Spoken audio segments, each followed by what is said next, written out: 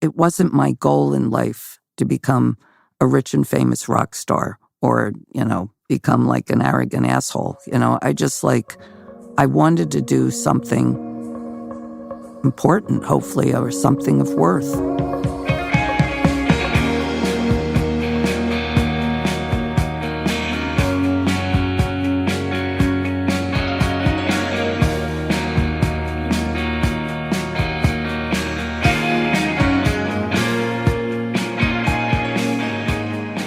So back in 2010, I picked up this book that everyone seemed to be reading that year, Just Kids by Patti Smith. I had vaguely known who Patti Smith was, musician and artist, sometimes called the Godmother of Punk.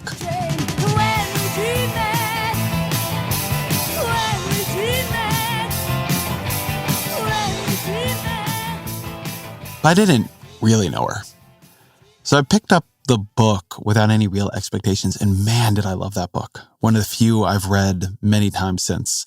Just Kids is this memoir of Smith's early years in New York and her relationship with the artist Robert Mapplethorpe. This is the New York art scene of the 60s and the 70s. Smith is living in the Chelsea Hotel, bumping into Bob Dylan and Allen Ginsberg and Janis Joplin and Jimi Hendrix and Andy Warhol. It's this moment of ferment that I wish I could have seen or touched, like just for a day, for an hour. But Just Kids, the beauty of it, the reason I think it worked for so many people, won the National Book Award that year, is it's one of those rare books that makes you feel what a moment must have been like. And feeling to me is the startling quality of Patti Smith's music and her writing. She makes you feel what she felt. She channels moments rather than describing them. And reading her makes me interested in what life must feel like to her. What is it like to go around in Patti Smith's mind, to be that open to experience and energy and intuition? What is the texture of the world that she lives in? Smith's latest book is Bread of Angels, which, like Just Kids, is a memoir, but spans a much wider range of her life. And it's much more personal in a way, much more experiential. I loved this one too. Smith also writes a Substack these days, and she's on tour right now, celebrating the 50th anniversary of her iconic album, Horses.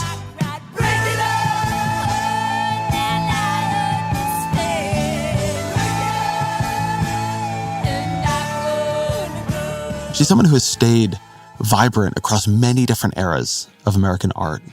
And so I think she's someone to learn from. As always, my email, ezrakleinshow@nytimes.com.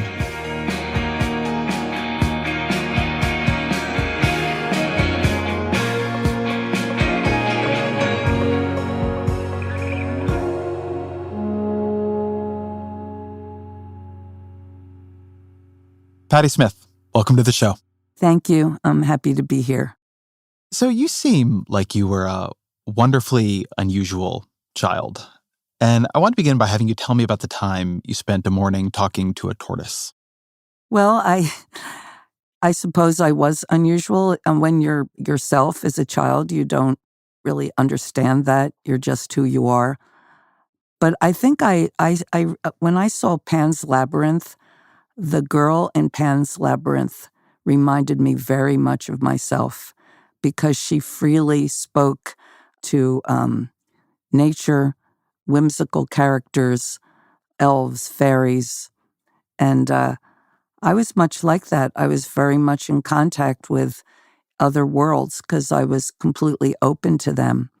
And once when I was about 5 or 6 years old, I was on the way to school and took a shortcut through the forest, and there was a little pond, and I sat there for a moment, and a huge snapping turtle crawled out of the water, and he was, to me, giant, the king of tortoises. And we looked at each other for a long time and just communed. And it wasn't unnatural to me because I communed with my siblings that way, without words. And as a child, it seemed totally natural to commune with an animal, a dog, a massive snapping turtle, your brother and sister, without words. But I must have been there a long time in tortoise consciousness because when I finally got to school, everyone was in an uproar. They thought I had been kidnapped because 3 or 4 hours had gone by. So I can't tell you what we talked about.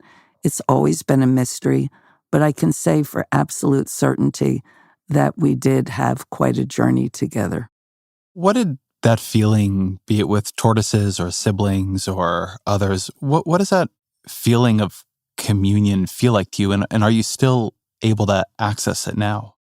Yes, I mean, it's different now because when I was young, it was completely innocent. It was just what we did. Now I'm more aware of it. And for me, it's just a way of channeling, vast consciousness or another human being, sometimes consciously, sometimes unconsciously. But it has a lot to do with even improvisation, channeling on stage, feeling the people, getting a sense of the people, getting a sense of a character that I'm building in a song, getting within them. And it's just something that I do. I used to speak with William Burroughs a lot about this. He saw it as very shamanistic, but I was always embarrassed when he would say that to me because I was only like 22, 23 years old and certainly didn't feel like I deserved being called shamanistic. But this kind of thing was something he avidly believed in. Also because we both had scarlet fever and suffered fevers as children, he felt that people that suffered a lot of fevers and scarlet fever when young had a more open consciousness. But I think it's also just a form of empathy, imagination. I can't really break it down. It's just, it's a blessing that I have. I'm interested that that word shamanistic just came up. When we were preparing for this episode, we talked to the music journalist Karen Rose, who's written a wonderful book about you. And she used the term shamanistic. We were trying to track down whether Bruce Springsteen had used the term shamanistic around you. Why do you think other people perceive you or something you do as shamanistic? I think it's because when I started performing publicly in the very early 70s, I wasn't a great singer. I'm not really a musician. I didn't have any real experience. I really came through performing through poetry, but I was a very fluid improviser. Whether it was CBGBs or a poetry reading, I would just go into a state where I could do long solos.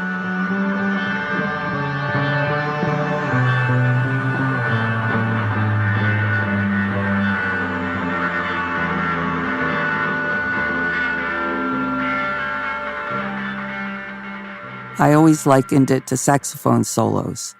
You think of Coltrane or someone doing a long 14-minute solo.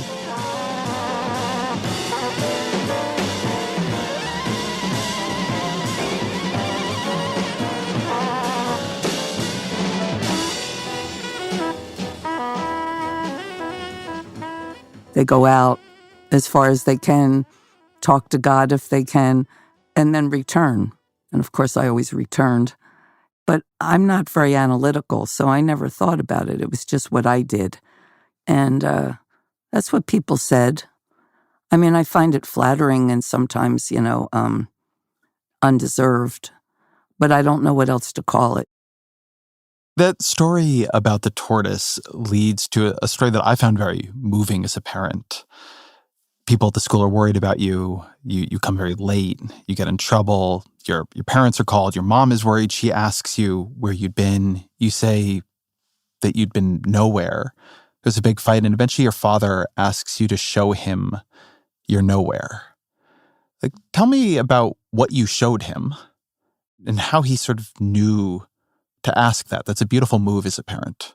Well, my mother was very reactive, and she was traumatized when young over the Lindbergh baby kidnapping. She was haunted by that, and she was always afraid we'd be kidnapped. She worried about things like that. And she worried about me because I was always wandering off, always going where I wasn't supposed to.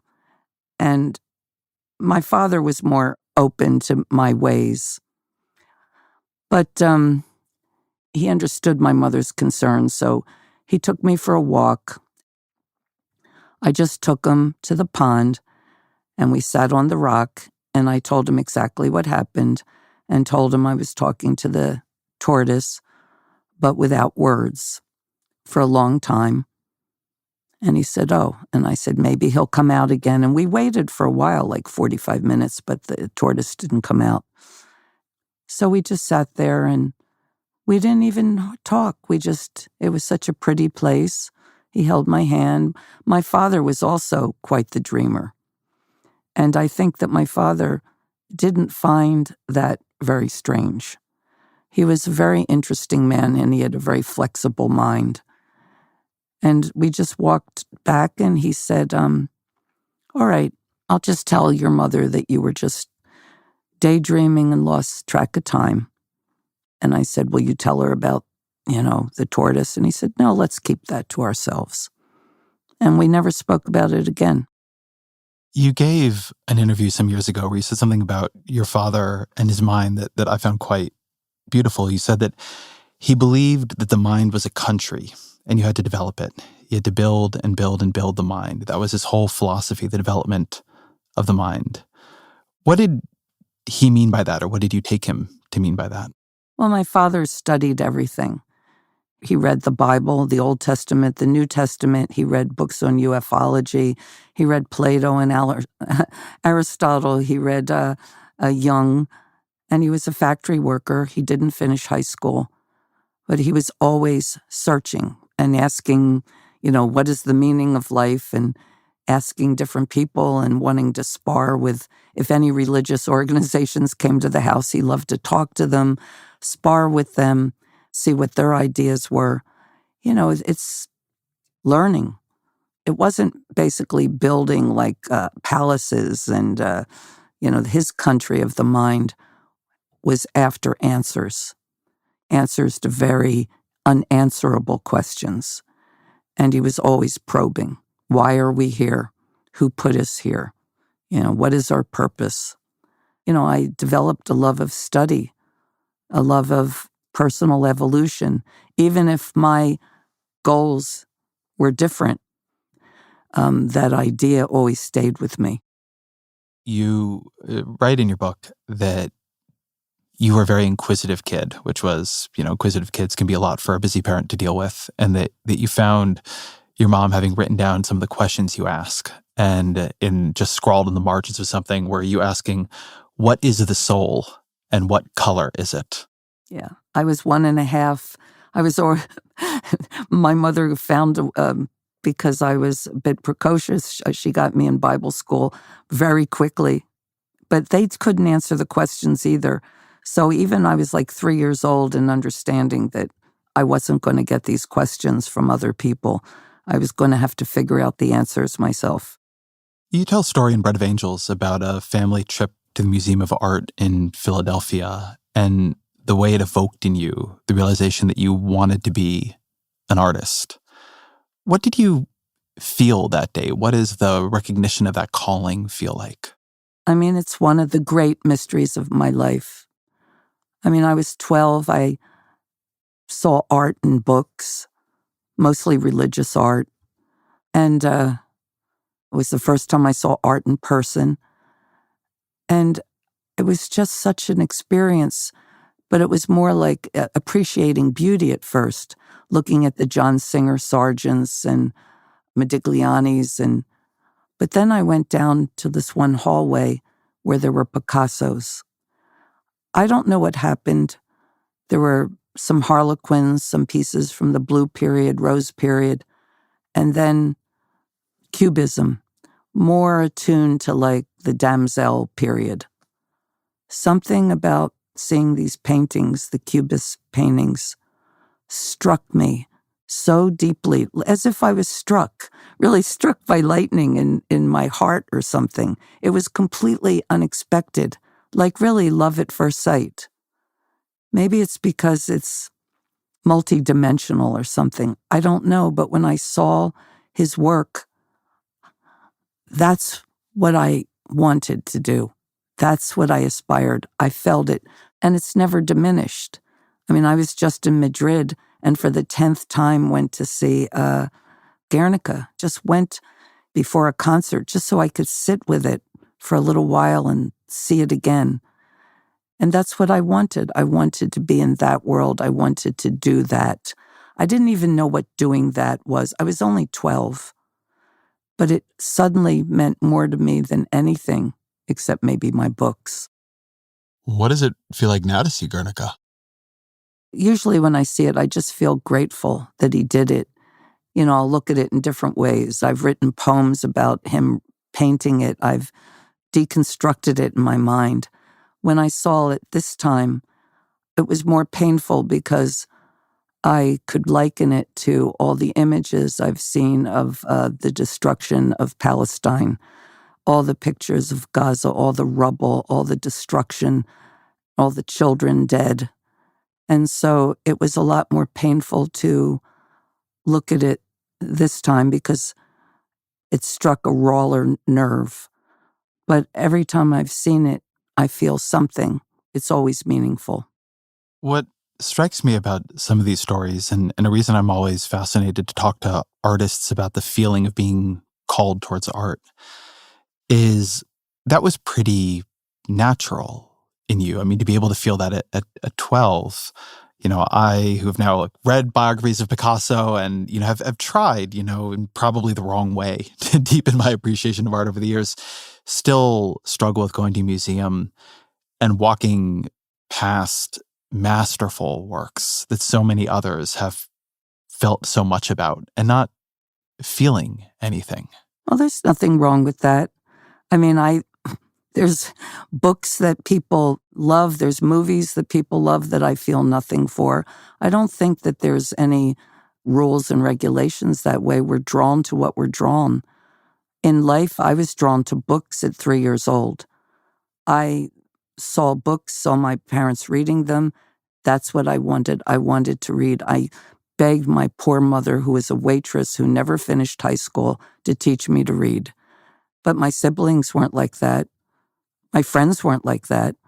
There's no requirement to have to stop in front of a Rembrandt and feel deeply. If you don't, it's just, it doesn't speak to you. But there are other things that most likely speak to you that might not speak to me or speak to another person. I wouldn't fault anyone for not being moved by art or being moved by a certain piece of music. It's a very subjective thing. What's your first memory of reading?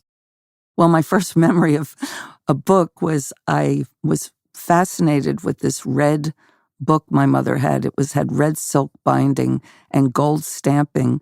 And I was about 3 and I hid it under my pillow because I thought if I slept on it, it would come into my head, what was in it. And my mother was distraught because she couldn't find it. It was my grandfather's book called Fox's Book of Martyrs. And it was a book with all stories of poor martyred saints. But, you know, I'm sure when my mother started teaching me to read, it was the normal Mother Goose or something. But I swiftly started reading books and Uncle Wiggily and the Bobbsey Twins and Pinocchio and Alice in Wonderland and all the elves and fairy books. I mean, I've read them all, really. Reading through your memoirs, you really get this beautiful biography of your life as a reader, too, and the authors who have meant so much to you. When you think about some of the books that were formative to you or some of the authors who you keep coming back to, what are they or who are they? Pinocchio was very important to me because I knew I was a wayward kid. I wasn't always doing what I was supposed to do. I wasn't evil, but I didn't always do what I was supposed to. And I could relate to his desire to explore. But it's also a story, it's a redemptive story. It gave me hope as a kid. He was a bad puppet, a bad son, but in the end, he saved his father, gave his puppet life, and was redeemed by becoming a real boy. So there's redemption, and it gives one hope, even at 7.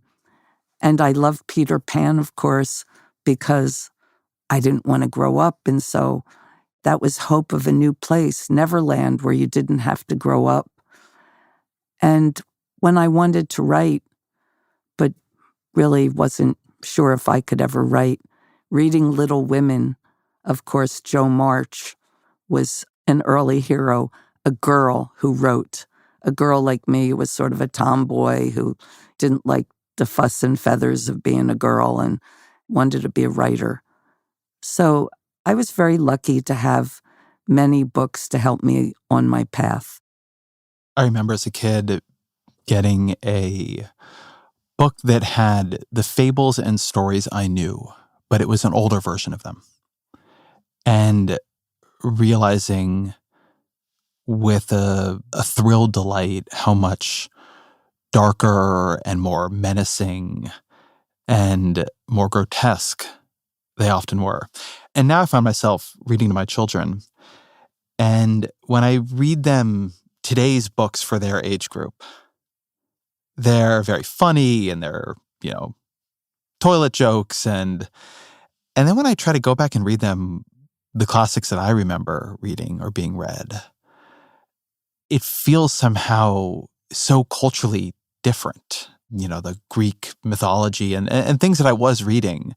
And I have to go through this constant negotiation with myself of what am I going to tell them about, which parts of this am I going to sanitize? It feels like we believe children capable of absorbing a more extreme version of life and death and heroism and heartbreak and terror a couple decades ago than we do today. Yes, like you, there was the German versions of Grimm's fairy tales that were very grim. That is literally the book I'm talking about. Very grim, very dark. But I also accepted them as what they were, fairy tales. They weren't real. And I had a sense of like the imaginative world and our social world. And I think that kids really have the ability, at least when I was young, we knew that things weren't real. I mean, you look at cartoons back then. They wrap, dynamite around their head and then their head explodes. Then they're fine in the next cartoon. It wasn't like we really thought that was happening. I think that fantasy, maybe because we were always playing outdoors and we lived a different life, but the realm of childhood was akin to imagination and fantasy. The book that really was disturbing for me was the Old Testament, because I started reading it very young, and the things in it were supposed to accept as real and real people. And then you become very enamored with David, the shepherd boy, and you love him, and he does all these wonderful things. And then he wants someone else's woman and sends the woman's husband to the front lines to be killed. So as a young kid, 10, 11 years old, I even asked my father, there's so many bad things in the Bible, people having 20 wives and their wife is too old to have a baby, so they have a baby with a younger person. And I said, Daddy, there's so much bad stuff. It disturbed me. It confused me. It was really when I had to face the fact that human beings, as my father would always quote Burns, man's inhumanity to man, is a very real thing. And for now, what I think is more frightening to kids than stories or whatever books they're reading is the news. The news is terrifying. What is the news telling us? What our leaders are saying is really disturbing. I'm sorry that this was such a convoluted answer, but... Oh, no, I agree with you. I find the news more terrifying than anything I read. Yeah. So, how could I explain to a child the duplicity of, even our present administration, the hypocrisy? There's so many dark things. And good luck. Blessings upon you and your children. Thank you very much. I agree with you, by the way, that the Old Testament was a very hard book for me to read. When I was, I think it was in 3rd and 4th grade, I went to an Orthodox Hebrew school, and we read a lot of the Old Testament. And the instruction was to take it quite literally. Yeah. And in being told to take it quite literally, and then trying to match that up to the way I had been told to understand God and told to understand spirituality and seeing morals. and morals and seeing how little mercy there often was in that book.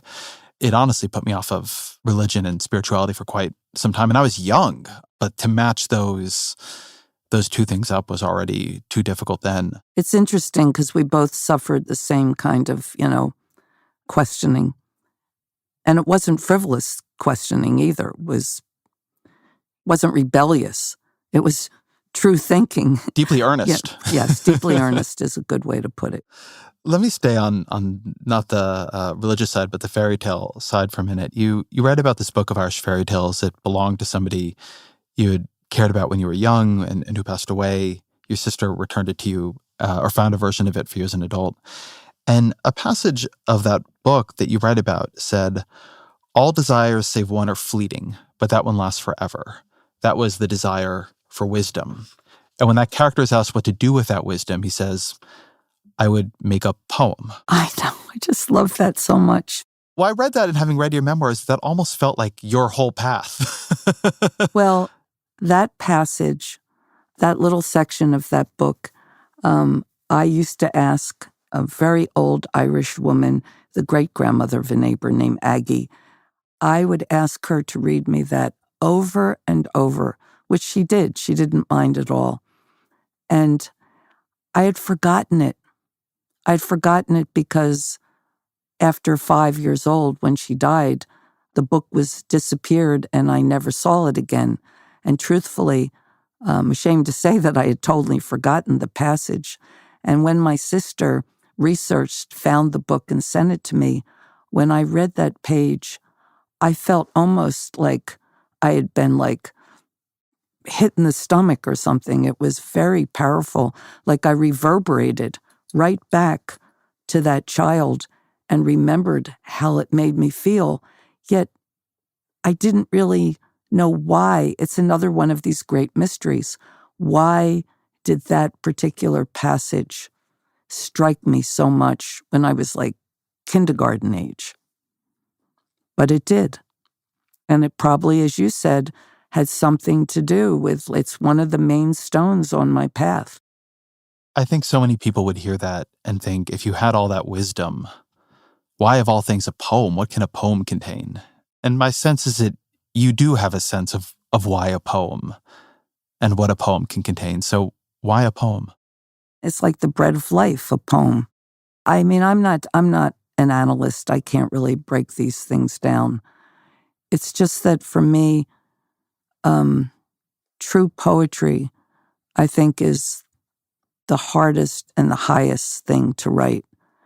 There's a million poetry books and poet laureates and poetry prizes, but I'm talking about something that's so exceptional that maybe a great poet, Rimbaud or Sylvia Plath or Dylan Thomas, only writes 10 of them. But if you get the greatest of poems, it can distill everything like a teardrop, like a drop of water that, can give you, if that drop of water and you're thirsty suddenly becomes, a liter of water, then you're satisfied.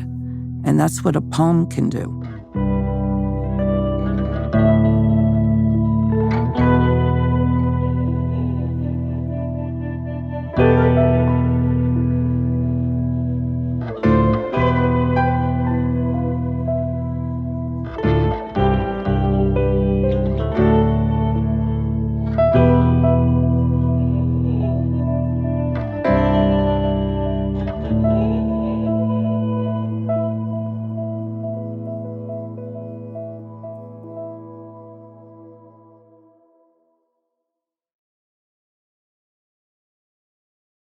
You go to New York City in the late 60s. What did New York City feel like to you when you arrived? Freedom. I mean, I had lived in rural South Jersey. It was very rural. In my area, there was no cafes, no galleries, no bookstores. I mean, you could walk to the library on a rainy day in South Jersey and see one person, some cows or something, or a pig that escaped the pig farm. I went to a very cool high school because it was extremely diverse and interesting, and I learned a lot from other kids, and we were listening to Coltrane and Bob Dylan, and, I read a million books and all of that, but it was a rural area. There was no real culture except for the culture of rock and roll, R&B, rock and roll music that I shared with my classmates and friends. But New York, at the time in 1967, it was filled with young people. It was really cheap to live there. It was gritty. It felt safe. It was all this activity, energy, Washington Square Park, and political activists and poets and people playing bongos. And I don't know, it was action. And it wasn't like now. I mean, down the East Village and the West Village, it was mostly young people and creative people. You didn't have any fancy stores or things like that, It was a place where you could evolve and grow and where nobody cared. I didn't have the look of my time, beehives and lots of makeup. I had like long straight hair. I was sort of a beatnik, Joan Baez looking kid. I just didn't fit in anywhere. And so, I was always such a weirdo. But when in New York, nobody cared. I was more of a hick in New York than a weirdo because, my clothes were a little off. But it was free. I could just walk around and be who I was. And I didn't have any money, and I was often quite hungry till I got a job. But I was happy. I was happy because I can't say it enough. I just felt free. I like reading memoirs of artists in New York City. It's like a genre I particularly love. But most of my work is in politics and policy, and I particularly do a lot of work on housing. And when I read them, some part of me always thinks, oh, what you are seeing are the benefits here of cheap housing. That so often these books seem to me like a memoir of what is possible when you can afford an apartment in New York City. No, but you're also seeing the benefits of less greed. It's not just cheap housing. And we could get into a very unhappy discussion because you and I are on different sides of the fence on certain aspects of that. Because you might know that I've been spending quite some time with my daughter and Joseph trying to save the Elizabeth Street Gardens. So I can't get into a discussion with you about that because we have, especially the cavalier way in which it's treated as if we're, a bunch of frivolous something. It's a beautiful, beautiful place for children and people. We need, I've lived in New York since 1967. I've seen all the developments in New York has been mostly corrupt. We have all this office space that's completely empty, whole empty buildings, and we just keep building them. And I know that we need housing, but that's not going to change the fact that in Greenwich Village, where it used to cost $110 or $150 for an apartment, the same apartment is $7,000. It's not going to change all the loopholes and stuff that these landlords and people have done. It's not going to change the fact that places are filled with mold, but landlords don't have to fix it. All my friends had to move out in New York who have lived there since the 60s because the rates and the rents, you have a place and your lease goes up and then they triple it. Just simply building some new things for 200 people is not going to change things. What we have to change is what's going on with how much things are. And that's what I'm concerned about. Not concerned about, all right, let's get rid of these garden spaces that are, taking up valuable space that we could develop. All right, some of that might be important, but it's a way bigger issue than that. Well, let's stay recognizing that we might see the possibilities here differently. I think we're actually on the same side of thinking something has gone terribly wrong. Yes, terribly. But what was it like finding housing when you first came to New York City? You came without a place to stay. You came without a place to live. What were the places you lived in like? Well, one, right before I recorded Horse. I think it was 74. I needed an apartment, wanted to go to the East Village because the West Village started getting a little expensive. So I walked down East 11th Street, not far from the church, I think more like toward Avenue, between 2nd and 1st. Yeah, there's some old guy sitting in front of a building, the super.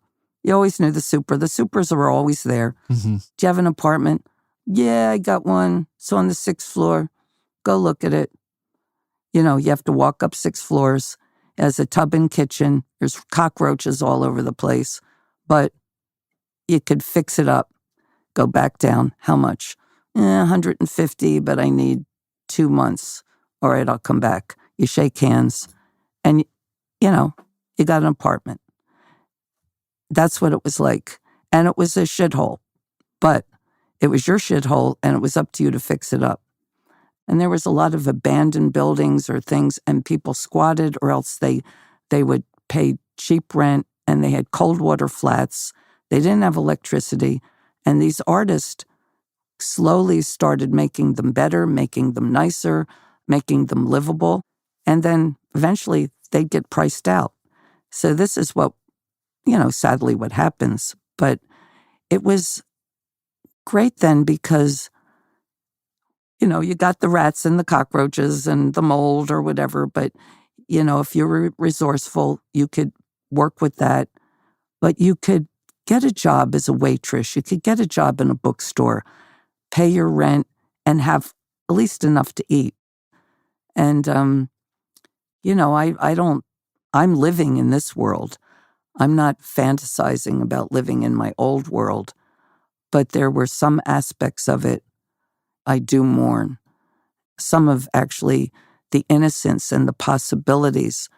And right now, to live in New York, and whether you have some little affordable housing here and there, it's not going to change the fact that you have to have a lot of money to live in New York. You have to. I've read Just Kids. It's one of those books I've read repeatedly. And I know a lot of people for whom that's true.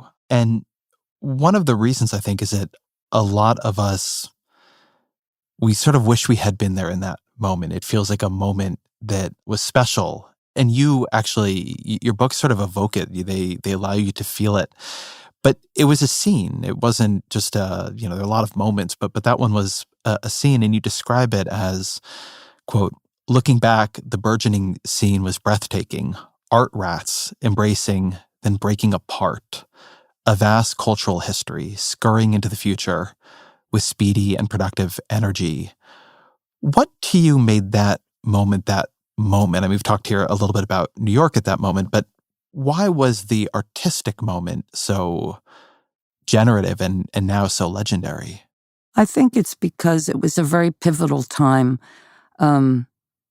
For one thing, because of the feminist movement, because of the gay movement, I don't know what we would call that now, but the fact that you could come to New York if you had new ideas, you could come to New York if you were homosexual, you could come like myself, I was the weirdo. It sort of accepted everyone.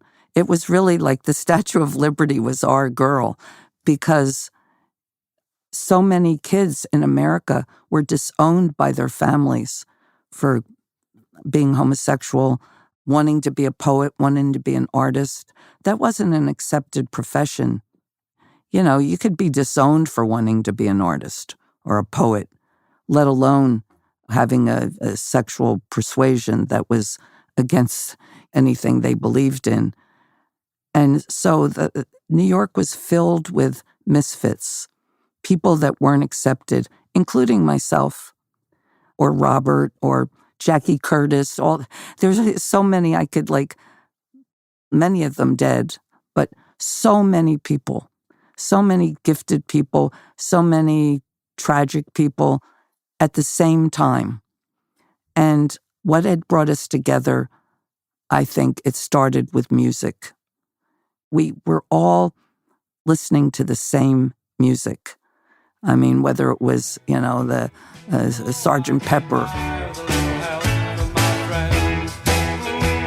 Bob Dylan. I think to myself I might not take it anymore. Neil Young.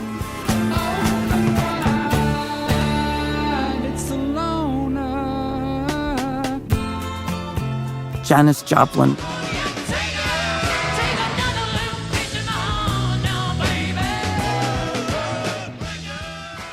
We were all listening to the same music, most of us against the Vietnam War, all, of course, for civil rights, human rights, gay rights, women's rights. And we were young and conscious that this was rights that we believed in, and there was a kinship. So it was a very unique period. And I don't like painting things like it was the best era ever so that young people and future generations feel like they missed out, because that's not fair. Being alive in present tense is the greatest thing you have. One thing that strikes me about that time, when I return to it, when I think about it, the way you talk about the music of it, you mentioned Robert Mapplethorpe, who is such a central figure in your life and such a central artist. It's a moment when art is taken very, very seriously. I think even compared to other times in American history, the music of Bob Dylan or the Beatles, the conceptual art, Andy Warhol of that era, there is something about the culture's relationship to art right then that feels distinctive. Not just the art being produced, but the seriousness with which it was received and lived out. I don't feel like I know why it's true, but it feels true. That's really interesting. Yeah, there's truth in that. When I think about it, I guess it's because it was just one of those, it's like Journey to the East. It was just one of those moments where a lot of people converged that even if we didn't always get along or there was pettiness or this or that, we still were in a certain way like minds. When I was working at Scribner's, I waited on Larry Rivers, I waited on Robert Rauschenberg, I delivered books to the building where Mark Rothko lived and saw him on the elevator. You saw these people, they were there. You knew where their studios were.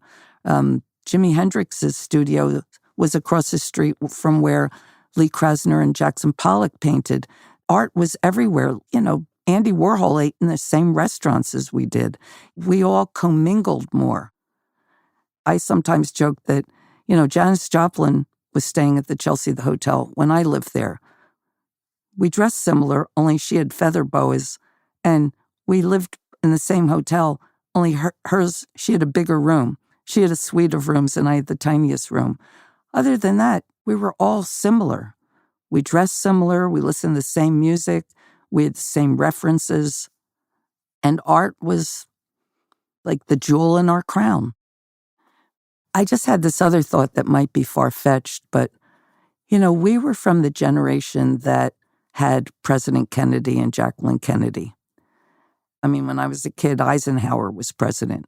And then you had the Kennedys. Well, you had President Kennedy, but his wife, very connected with the arts, opera, ballet, fashion, and they sort of elevated the idea of culture in the American consciousness and also within young people's. That was, for a brief time, that was our world. That was our president.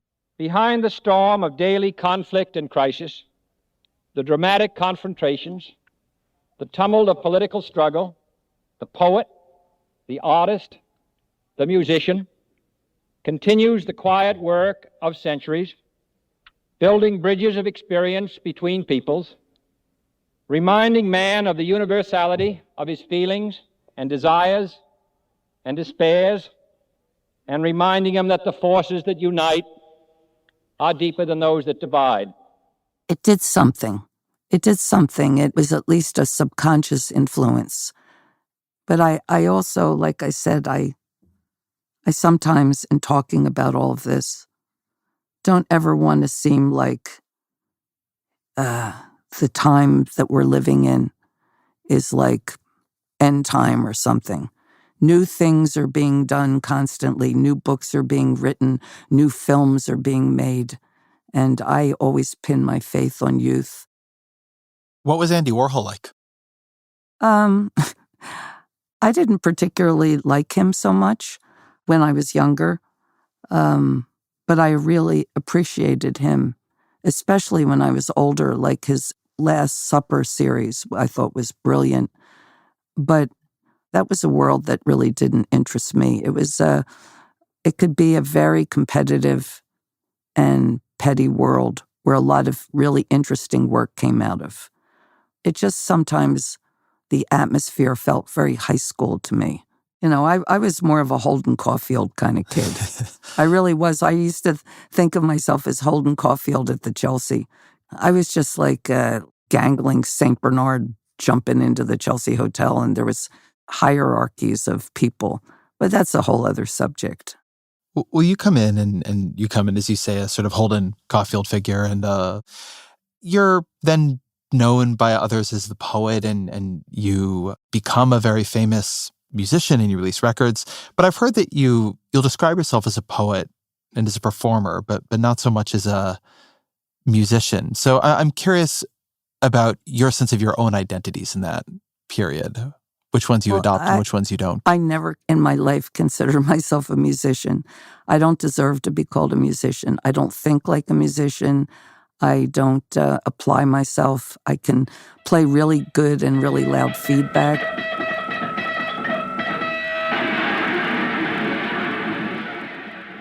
I can write a song with a few chords.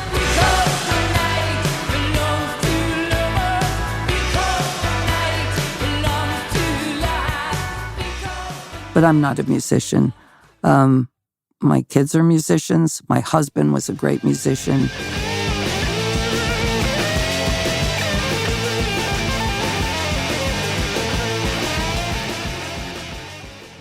I've been called so many names. When I was young, I was the queen of punk. Then I got too old, then the grandmother of punk or the godmother of punk. They always have a name for you, the punk poet laureate. What do all these things mean?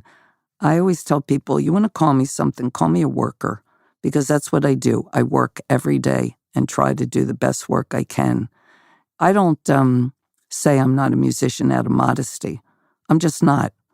I'm a performer, and I think I'm a good performer and a strong performer, but not a musician. What makes you a good performer? I have no fear. I just, I'm being cavalier, but when I go on stage, I feel very comfortable on stage, and I do my best to stay in contact with the people. They're not going to get perfection, and who knows what they're going to get, but they always know that I'm aware that they're there every second. I don't play at people. I play for them or with them, but that's a natural thing. So tell me about, you gave this performance at the Bitter End in the 70s. It's your first performance with a drummer. Can you tell me a bit about that night? Yeah, well, that night will always be, imprinted on my mind. We were four of us. We didn't have a drum, but we were playing in such a high energy way. We had been playing CBGBs.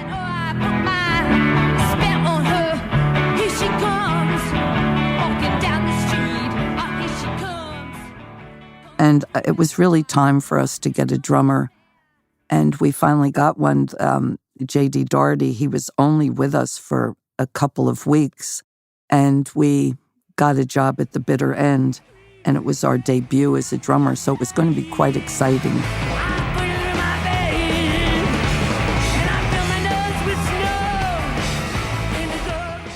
And, we were at the club and was ready and excited. And going on stage, we were gathering a following, and, I could feel the support of the people. That night, there was something extra. There was an electricity in the air that I can still access. It was like nothing that I had felt before. And I thought, oh, it's probably because people are anticipating us performing with a drummer. And it was a great night. It was like raucous. The people were so effusive and so with us. And it was a club, but it was a small triumph. It was exciting. And I was got off the stage and I was filled with adrenaline.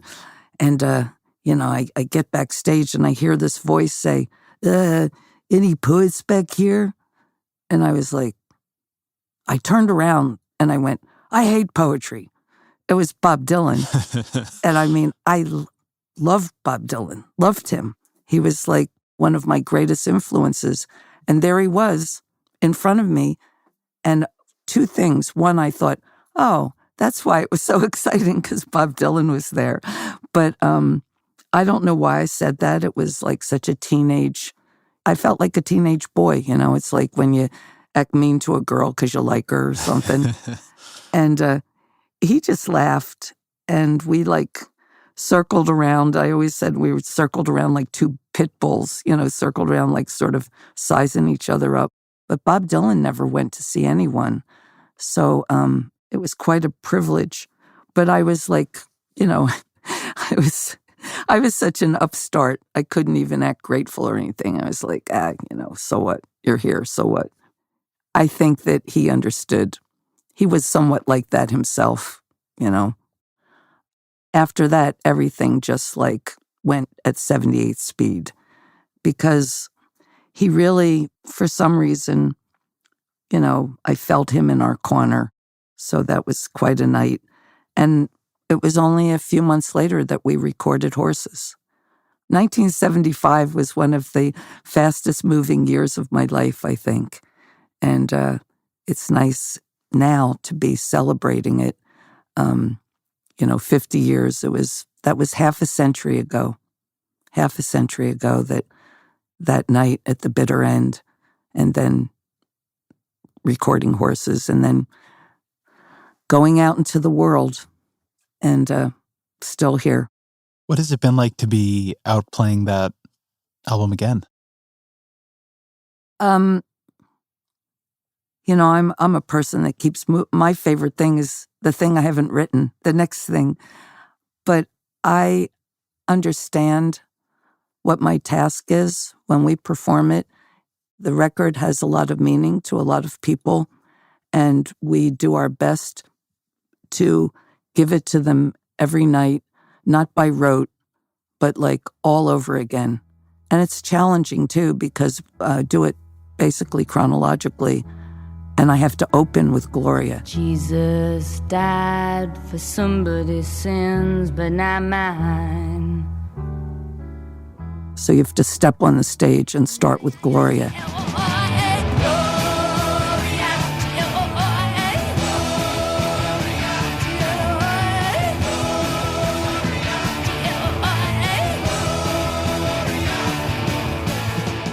And I feel like both grateful because people are still interested in this work that was committed and again, half a century ago.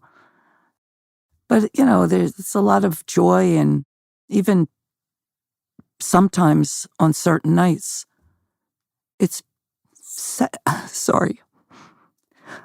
I mean, so many people are gone. My pianist, who I loved, who was the founding member with Lenny Kaye of the band, and all my friends, Robert and Sam Shepard, and so many people.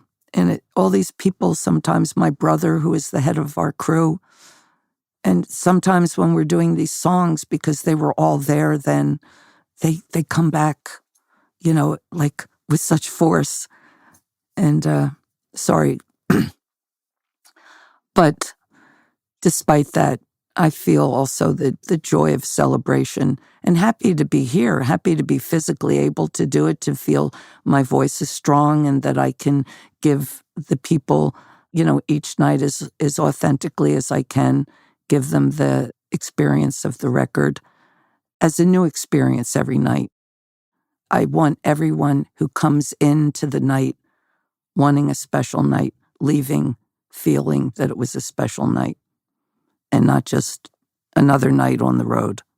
So that's where we did Europe, and pretty soon we'll be starting in Seattle and ending in Philadelphia, where I got the bus to come to New York and where all these things unfolded. So it's sort of fitting it should end in Philadelphia. That's beautiful.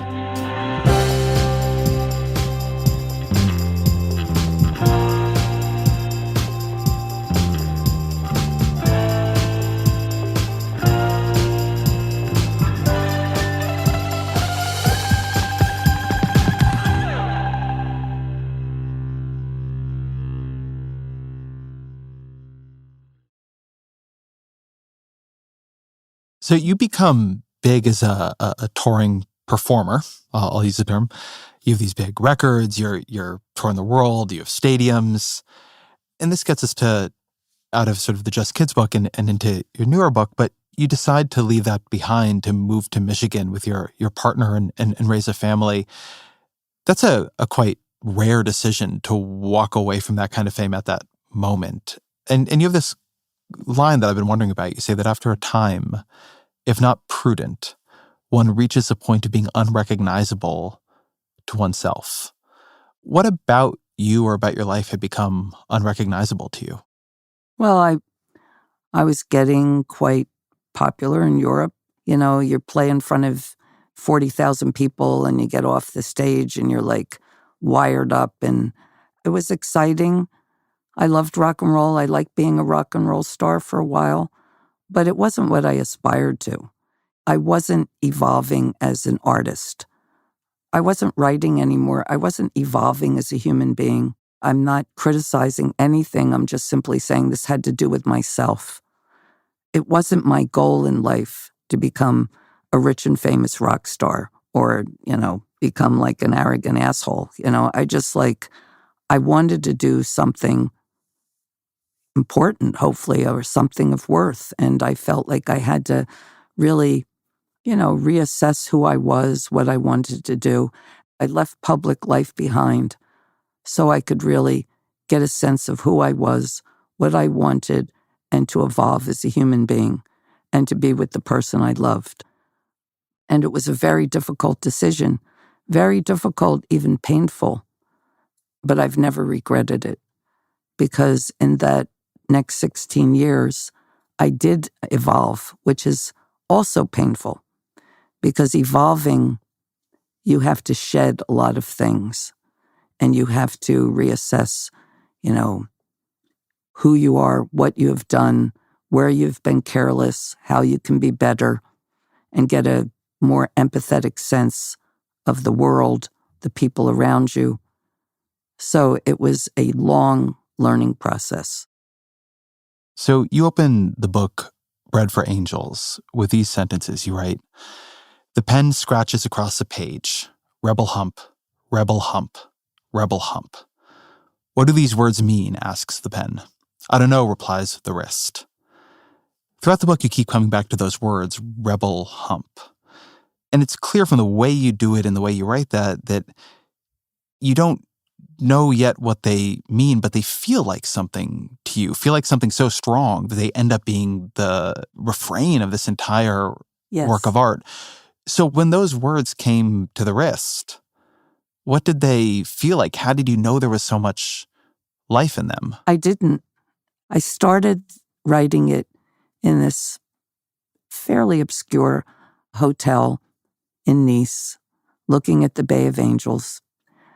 I hadn't written in a long time. I was distraught because I was having a period where I just wasn't able to write.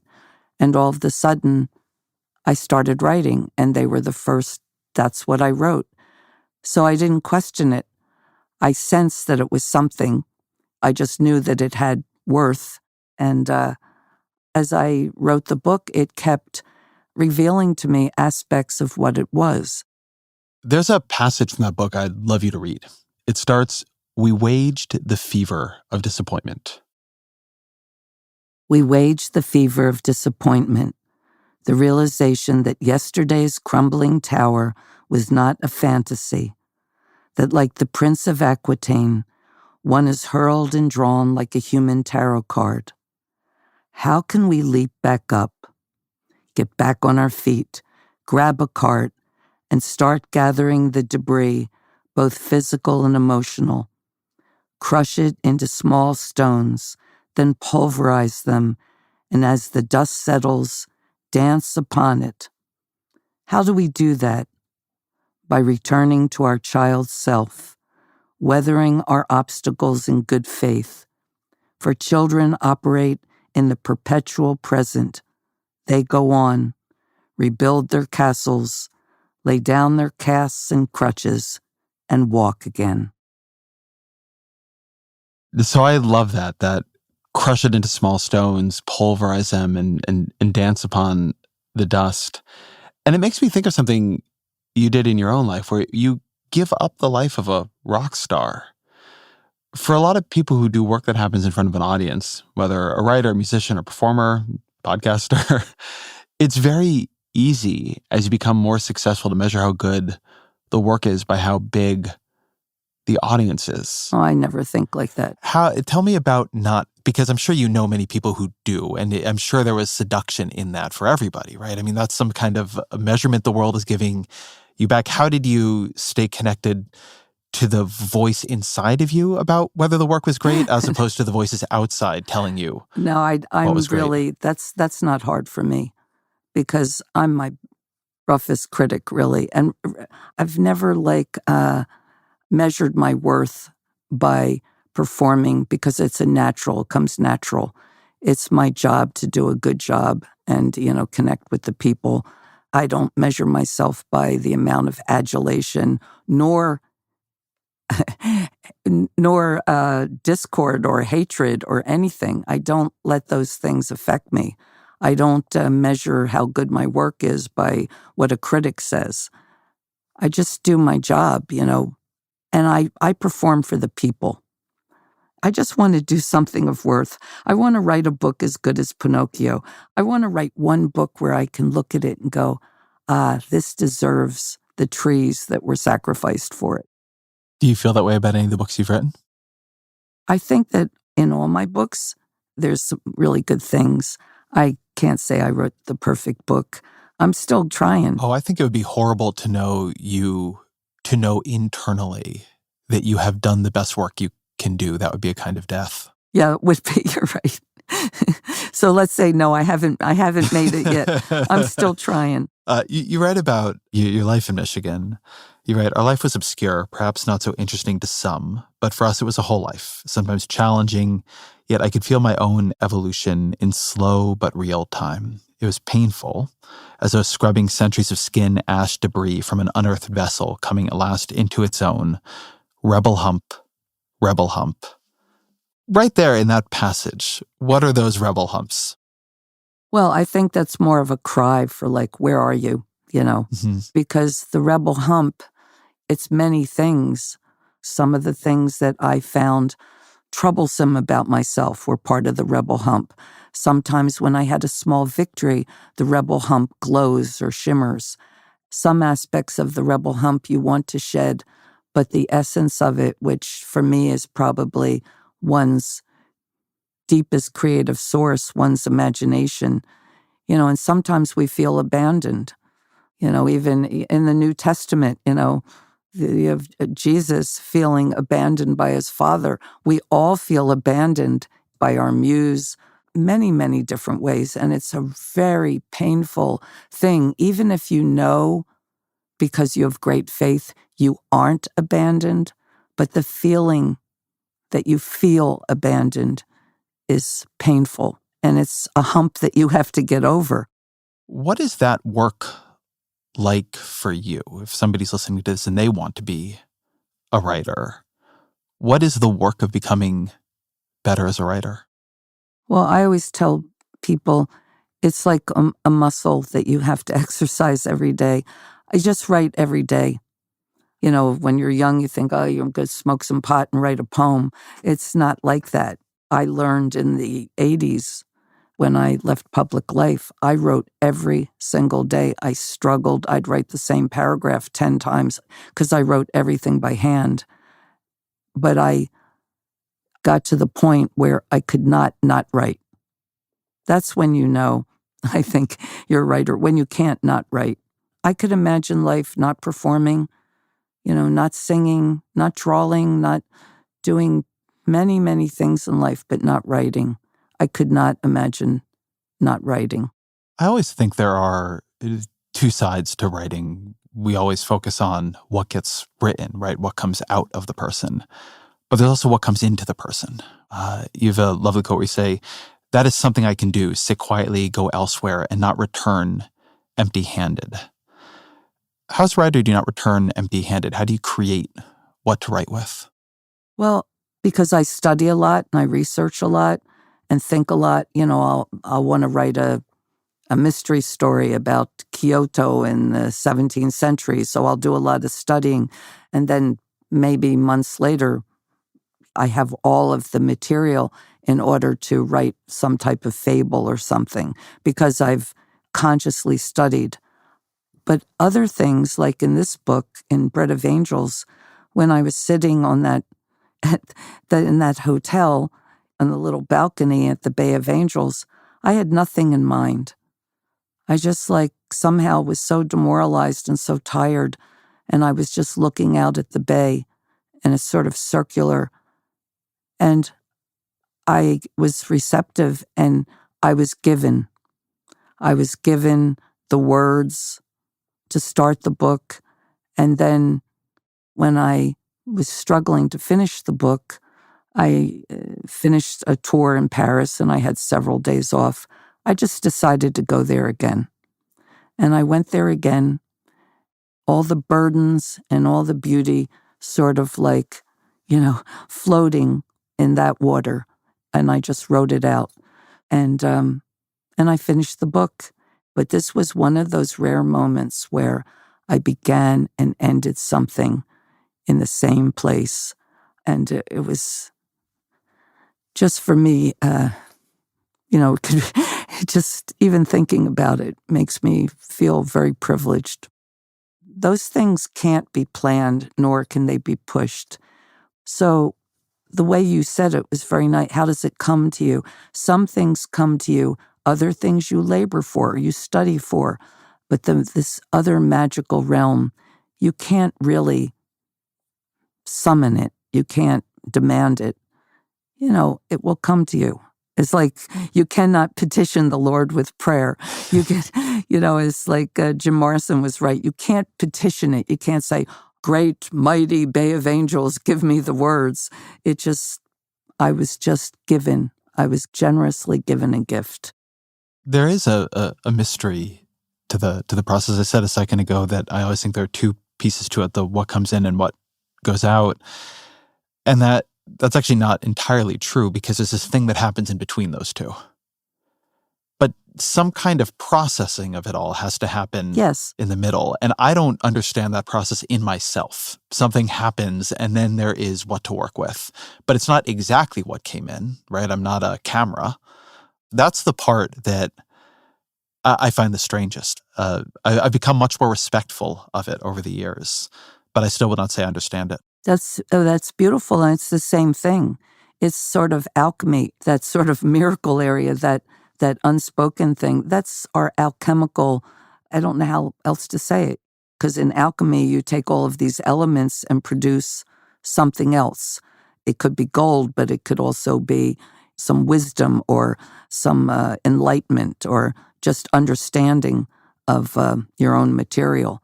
But that realm, that's a precious realm, and you've articulated it perfectly. But it also has to be nourished, and that's, years of what you do, years of what I've done. We have to you develop certain disciplines, and those disciplines come to hand. It's it's all the magic in creation. My mother could transform a bag of potatoes when my father was on strike and there was no food and just a big bag of potatoes. My mother would look at that bag of potatoes and think about it in tears, because that's all she had to give us. And by the end of the evening, she had created a mystical mountain of the best French fries ever, the best potato pancakes ever, and put it all on a newspaper on the floor and let us watch Frankenstein. And then you weren't conscious at all of the fact that they were struggling and that we were sort of hungry, or, the cupboards were bare. All we knew was the magic that she had created for us. I both love that story as a parent who needs to do a better job of finding that magic for my children sometimes. But one thing that I hear in that is there has to be space to hear the voice inside. When you said she would get quiet and look at the bag of potatoes, right? Everybody, there's chaos all Smoke around her. Smoke a cigarette in tears. Yeah, or you talk in your book about moving to Michigan and being away from the noise of the audience, away from the noise of fame, away from the. I actually do think this is very important when you're talking about nourishing that internal voice. I often think of it as listening to it, and it gets drowned out, right? You can both become a more sensitive listener or a less sensitive listener, but also, even if you're a sensitive listener, if you're not listening, right, if you're listening to everything around you and outside of you, it's very, very hard to hear. So what do you think, what are the conditions for you in which it's easier for you to listen? At this time in my life, I'm going to be 79. I've been through all kinds of things, and I don't really require anything. I can be in a noisy cafe or in the back of a taxi cab or, sitting on a park bench. I just have a lot of faith now. I know what I want out of this next stretch of life. I know what I want to do. And I am just grateful for anything that I can do. I know what I want, and I know how I want to spend the lion's share of my time. We have to, despite everything that's happening in the world and everything around us and any kind of frustration or helplessness we feel or betrayal we feel, we have to remember it's also all right to feel the joy of being alive and feel the joy of your own possibilities, even in the face of the suffering of so many people around us. I have to hold on to the fact that I have a life and I have duties that I have to perform. I have family to take care of, but I have also the same calling as I did when I was young to nourish and to do the work that I believe I was given the possibility to do. And I'm not going to let anything shake that faith, no matter what kind of rubble or debris of our time I have to walk through. I believe in my Rebel Hump, so I'm not going to let anyone destroy it. And I'm just going to keep doing my work. Before I ask for your book recommendations, which is how we always end the show, I want to go back to the beginning, to the questions you asked your mom when you were little, and you realized you had to figure out the answers yourself. Now, 3/4 of a century later, what is a soul, and what color is it? I believe it's the color of water. That's what I think. I think the soul is the color of water. And, what is the soul? It's not important to me to know. It's many things, but I believe in it. I believe in the soul. I believe it's an energy that I like to believe will keep traveling, even, when breath is gone. I'm hoping to keep traveling. I'm hoping to see Fred somewhere. I'm hoping, I don't have any system. My system has no system at all. When I think about the first moment I saw Fred and how I knew he was the person, I can still access that. I can still access what it felt like to look at Picasso at 12 and still access how I felt hearing Bob Dylan for the first time. They remain within me. And I guess I can still access joy. And then always our final question. What are 3 books you'd recommend to the audience? Oh my gosh. Well, my head is swirling so much with a million books, but just for little continuity, I would say read Pinocchio and Frankenstein. There's 2 creators who have created life. Geppetto creates the naughty puppet who redeems himself. And then Mary Shelley writes Frankenstein, truly a masterpiece. 2 different takes on creating, being as almost a God figure and creating life. And I would say read some poetry of Sylvia Plath. Read 2666 because I think it was our first 21st century masterpiece. By Roberto Bolaño. Yeah, I think it's just brilliant. And But I love so many books. It's a terrible question to ask me. But Pinocchio is my go-to book. I've read it 100 times. That was always my dream. If I could write a book as good as Pinocchio, then I could say, okay, I did my job. So I'm still working on it. Patti Smith, thank you so much. You're welcome. Thank you.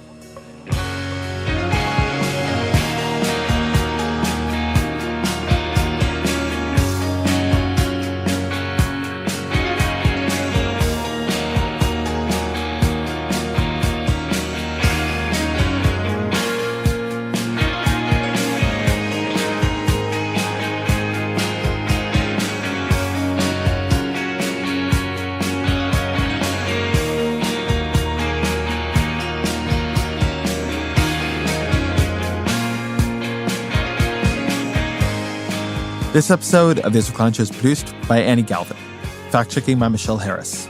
Our senior audio engineer is Jeff Gelb, with additional mixing by Isaac Jones. Our executive producer is Claire Gordon.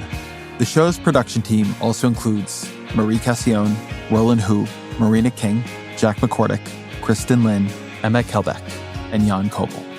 Original music by Carol Sabaro and Pat McCusker. Audience strategy by Christina Siemielewski and Shannon Busta. The director of New York Times Opinion Audio is Annie Rose Strasser. Special thanks to Karen Rose and Annika Robbins.